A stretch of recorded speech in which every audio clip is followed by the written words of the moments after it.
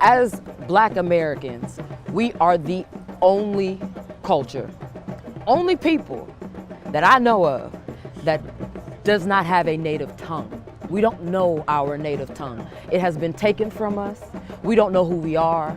And so as someone I like to stay true to who my true self is. I've always been seeking to find a way to get closer to what our culture is.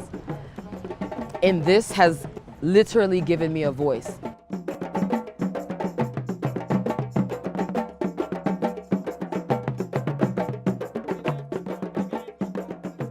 My name is Tanee Eosborn. I'm originally born and raised in Ohio, Northeast Ohio, but I've been living in California for about 8 years now. So I was first introduced to West African drum and dance in 2010. I was actually a dancer, but because I only knew a few dances, they would put me on the drum and just say, here, play this accompaniment. And so that's what introduced me to the music side of West African drum and dance. Surprisingly, I didn't even know this culture existed until I was in my late 20s. In Northeast Ohio, there's not a lot of West African drum and dance. And so I found it when I moved to Cincinnati and I was in college, and I came across a brother that was a drummer, and he said their company was looking for dancers. I was unemployed. This is during the first round of economic recession. And so I was just open to experimenting and trying something new. And so I tried out. I have rhythm, needless to say, so I made it. And that was my introduction to West African drum and dance. West African drum and dancing has literally changed my life. I was a construction project manager, mechanical engineer. I am now a full-time West African musician. Literally has changed my life. When I was introduced to it, I had moved out here to LA, was just trying to figure things out. I moved out here to be a creative, but I didn't know what that meant exactly. Happened to land in Leimert Park, so I was introduced to the amazing drum circle that happens here every Sunday.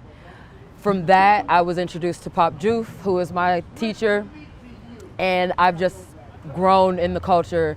That was the one thing that was making me happy. Not just from the music side of it, but I'm learning Wolof, which is what is spoken in Senegal. So I now have a much greater connection to the motherland than I ever have prior to meeting the music.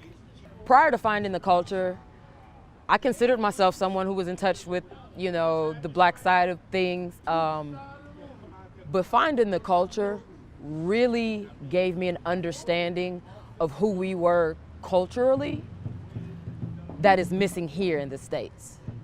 In the States, you're 18, you move out of your house, you go you start your own life, all of those things.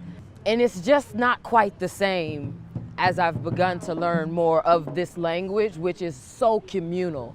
You can't just have you can play by yourself, but what's the point when we're having a whole conversation amongst all of the music? And so it's taught me so much just about communal living, understanding people, listening to people, because everyone in the circle has a voice and we're contributing to the song. And so now I feel like I'm a little bit more receptive to people's voice. Whether I want to hear it or not, I need to hear how it fits into the conversation. This culture, this music, is a language of love.